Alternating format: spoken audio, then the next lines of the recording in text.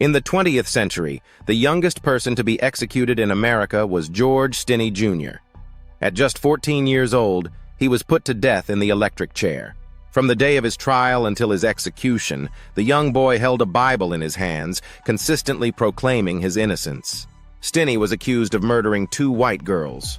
One of the victims was Betty, aged 11, and the other was Mary, aged 7. Their bodies were found near their own homes. During the trial, all jurors were white, and the proceedings lasted only 2 hours. Just 10 minutes after the trial, the death sentence was handed down. Stinney's parents were threatened with death and were not allowed to give their son any comfort in the courtroom. They were later forced to leave their town. George Stinney spent 81 days in jail before his death and was never allowed to see his parents during this time. He was held in solitary confinement about 80 kilometers from his hometown. His execution was carried out by applying 5,380 volts of electricity. 70 years after his death, a judge in South Carolina proved that George Stinney was innocent.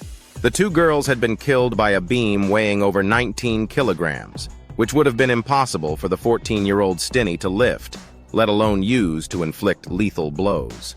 The entire case against him was fabricated, and Stinney was targeted simply because he was black. This tragic story later inspired Stephen King to write his novel, The Green Mile. It is often said that people in the past were more humane, but that's a blatant lie. People were cruel then just as they are now. The only difference is that the cruelty was hidden before, whereas now it is exposed for all to see.